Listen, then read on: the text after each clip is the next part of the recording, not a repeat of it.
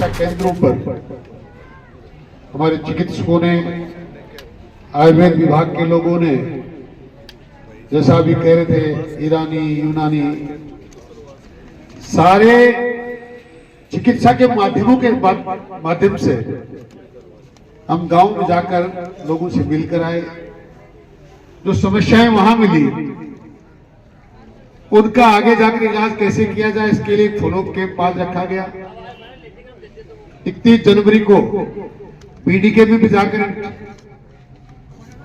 पीड़ित लोगों का, जो जरूरतमंद है, जो बीमार हैं, उनके इलाज को पूर्ण रूप से इलाज करने के लिए 31 जनवरी को बीडीके तक भी लोगों को लेकर सरकार के माध्यम से मुख्यमंत्री आयुष्मान आरोग्य शिविर का उद्घाटन तो आयोजन यहाँ किया गया है। हमारी सरकार की मंशा है इस देश का कोई व्यक्ति बीमार ना रहे, किसी व्यक्ति पर आर्थिक बोझ ना पड़े। लोग चर्चाएं करते हैं, भारतीय जनता पार्टी की सरकार ने यह वादा किया, उसने ये वादा किया, मोदी जी ने भाव बढ़ाने की बात करी थी, मोदी जी ने किसानों की आय बढ़ाने की बात की थी। हालांकि ये चर्चा का विषय नहीं, मैं इस तरह भी इसके तह तक इसलिए जाना चाहता हूं कि आज मुफ्त में बीमार व्यक्ति का इलाज करने का मतलब ये भी यही है कि जरूरतमंद किसान लोगों की आय बढ़ाना। लाखों रुपए में जो काम हो नहीं सकता था, लाखों में भी जो इलाज हो नहीं सकता था, वो हम आपका मुफ्त में करते हैं। 5 लाख रुपए तक का हर एक जरूरतमंद व्यक्ति जो आयुष्मान कार्ड होल्डर है, किसी भी अस्पताल में जाकर, हम उन लोगों की तरह नहीं जो कहते थे सरकारी अस्पताल में आएंगे तो इलाज होगा, हमने जो तय किया उसमें जाएंगे तो इलाज होगा, नहीं। हमारी सरकार ने तय किया है, आप चाहे इस देश के अच्छे से अच्छे अस्पताल में जाकर हमारा कार्ड लेकर जाइए, आपका इलाज होगा। भाटीवाड़ के कैंप में एक महिला चिकित्सक चाहे साउथ में है, वो मुझे मिली, सबके सामने एक ऐप डाउनलोड करने का तरीका उन्होंने बताया, मुझे भी करके दिया। आयुष्मान आयुर्वेद के अंदर, आयुर्वेद में 3 प्रकार की बीमारियां होती है, पित्त, वात और कफ। ये 3 चीजें पूरे शरीर की संरचना, आपके अंदर किस प्रकार की बीमारी है, कैसा इलाज होगा, आप में किस प्रकार के लक्षण है, इन 3 चीजों पर सारी आयुर्वेद डिपेंड करती है। एक ऐसा विभाग ने ऐप लॉन्च किया है, उस ऐप में आपको आपके शरीर के सारे सिम्टम्स पूछ के और आपको तय कर देते हैं कि आपकी प्रकृति कैसी है। आप भी करा सकते हैं।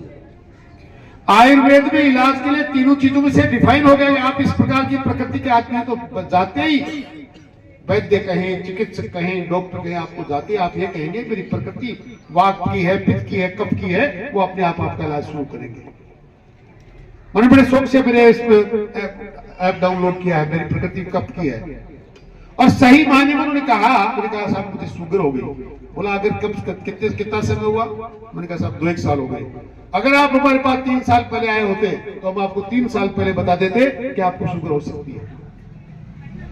और उन्होंने मुझे कहा जिसको वात प्रकृति का, कफ प्रकृति का आदमी, उसको दही नहीं खाना चाहिए। पिछले 2 महीने से जब से मैंने दही बंद किया है, मैं जानता हूं मेरे शरीर में कितना बदलाव आया, मुझे किस प्रकार आराम महसूस कर रहा हूं। ये ऋषि मुनियों का देश है। ये आयुर्वेद संस्कृति को मानने अपनाने वाला एक भाई, बहन और भैया ने योग आपके सामने दिखाया। योग ऋषियों का देश है। ये वो देश है जिसमें ऐसे ऐसे महान विद्वान वैद्य और महर्षि ऋषि पैदा हुए हैं जिन्होंने मरे हुए लोगों को जिंदा किया है। ईरान का एक बादशाह, कभी ईरान भारत का अंग हुआ करता था, अलग हुए तो उन बादशाहों में मुगलों का जब शासन आया तो सबसे पहले ईरान एक महान बड़ा देश बना। वो व्यक्ति बीमार होकर मृत्यु शैया पर चला गया। लोगों ने चर्चाएं करी, हालांकि आज की तरह ग्लोबलाइजेशन का जमाना नहीं था, फिर भी ईरान को ज्यादा दूर हुआ नहीं करता था, तो पता किया गया।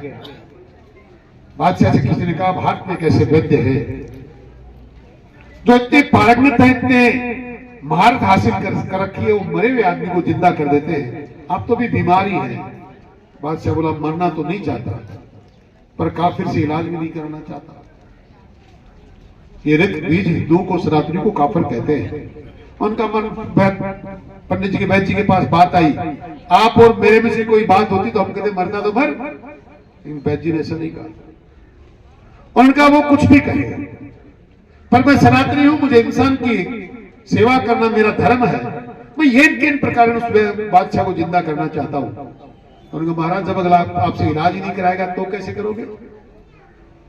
वैद्य जी ने पूछा तुम्हारा बादशाह कुछ पढ़ा लिखा है? बोला पढ़े लिखा है, पता नहीं है कि नहीं, लेकिन कुरान के पन्ने पलटता रहता है।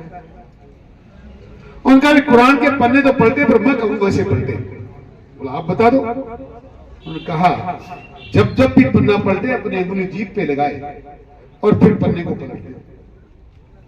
और वैद्य जी ने ऐसी दवा बनाई कि उस कुरान के पन्नों पे सब पे उसका लेप कर दिया, नजर नहीं आता था। बादशाह ने जीभ पे अंगुलियां लगा लगा के जैसे ही पन्ने पलटे, महीने भर के अंदर बादशाह तो वापिस स्वस्थ हो गए। पता चला कि नालंदा और तक्षशिला के महान विद्वानों में से कोई वैद्य ने यह इलाज किया है। उन फिरंगियों ने, उन काफिरों ने नालंदा और तक्षशिला के सत्यानाश कर दिया। भले सत्यानाश हुआ, भले ही भारत बहुत बड़ा महान राष्ट्र का इतना बड़ा नुकसान हुआ, पर हम वो लोग हैं जिन्हें मानव की सेवा करने के लिए हम लोग पैदा हुए हैं। हमारी सरकारें इसके लिए समर्पित हैं, इसलिए हम दुनिया का मुफ्त में इलाज करते हैं। ऐसी ऐसी विद्याएं जहां नेस्तनाबूद हुई, हमारी सरकार की मंशा है नालंदा और तक्षशिला भी वापस पुनर्जीवित किए जाएं और पूरी दुनिया के चिकित्सा के मामले में, यूनान में या आयुष्मान में, आपके एलोपैथी में, आपकी यूनानी दवाइयों में, हर एक में हम लोग वापिस इतने पारंगत हो जाए कि पूरी दुनिया हमारे यहाँ। आज भी वैसे बहुत लोग, देशों के लोग यहाँ इलाज कराने आते हैं।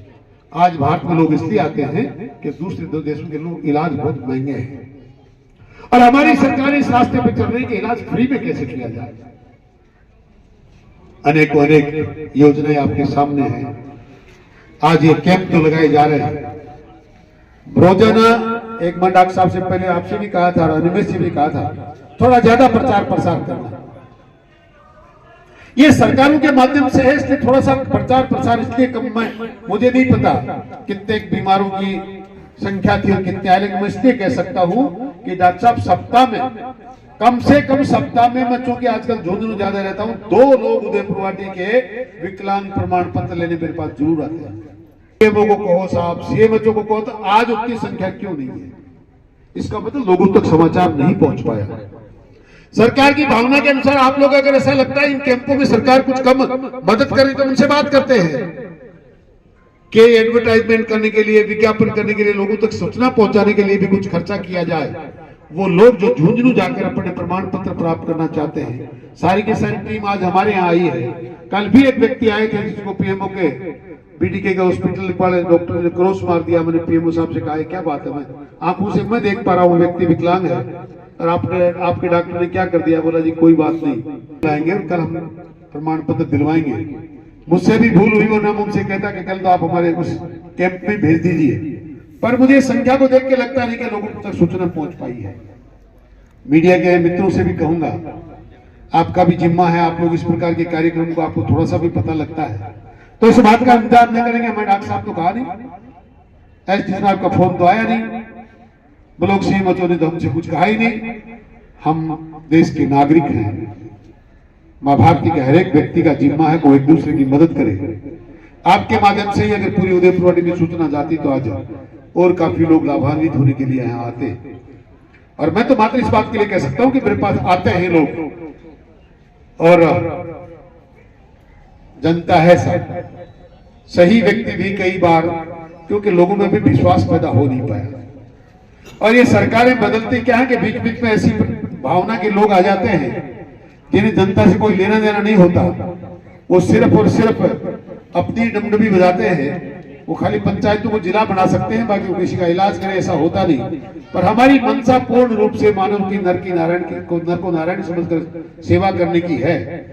थोड़ा सा हम हर एक लोग व्यक्ति इस प्रकार के कार्यक्रमों का, इस प्रकार के कैंपों का दूर दूर तक प्रचार करें तो ज्यादा से ज्यादा लोग इससे लाभान्वित हो सकते हैं, ऐसा मेरा निवेदन है। आपने मुझे भी आपके बीच में आने का मौका दिया। आप समस्त सीएससी के स्टाफ का, अधिकारियों का बहुत आभारी हूँ। मॉडल सीएससी बनने की बात थी, मैंने तो इसके लिए भी उदयपुर वाटी का रिकमेंड किया, पता नहीं सैंक्शन आई कि नहीं आई। हमसे पूछा गया था अगर ये मॉडल सीएससी बनकर और आएगी तो मैं आपको कहना चाहता हूँ एक तरह का एक जिला अस्पताल बन जाएगा। आज एक लैब का हमने उद्घाटन किया है, ट्रॉमा सेंटर बनकर तैयार है, 126 प्रकार के टेस्ट यहाँ होने लग गए हैं। और वो मॉडल सीएससी का दर्जा मिलने के बाद आप निश्चिंत रहें, जितनी आप डॉक्टरों की चिंता कर रहे हैं वो भी आएंगे। अब आपने कहा कि 2-3 डॉक्टरों का ट्रांसफर हुआ है, आप खुद ही करेंगे, डेंटिस्ट की एक पोस्ट है वो भरी हुई है, तो 2 हुए, उनमें तो डेंटल ही थे ना, फिर शिकायत किस बात की कर रहे हो? 17 है, उनमें से 2 तो पोस्ट वो थी नहीं ना डेंटल की। तो अब कोई हुए, उनका नेक्स्ट भी हुआ है, और भी जितनी जरूरत है कोशिश करेंगे हर एक जगह के अनुसार हमारी उदयपुर वाटी में भी डॉक्टर्स आए, और बहुत जल्दी सरकार कुछ अनुबंध पे भी डॉक्टर आपको देने वाली है। मैं आज कलेक्टर साहब से चर्चा करूंगा, सरकार से भी चर्चा करूंगा कि उदयपुर वाटी में ज्यादा जरूरत है, जब भी वो अनुबंध पर चिकित्सकों की व्यवस्था करें तो उदयपुर वाटी में जरूर 1, 2, 3, 4 की व्यवस्था करवाएं। स्थानांतरण के माध्यम से जो हो पाएगा वो भी सरकार से चर्चा करेंगे। आपके ट्रॉमा के लिए जिन चीजों की इंस्ट्रूमेंट्स की आपने ब्लॉक सीएम साहब ने बात करी है, उसकी भी चर्चा सरकार से मैं आज नहीं तो कल ही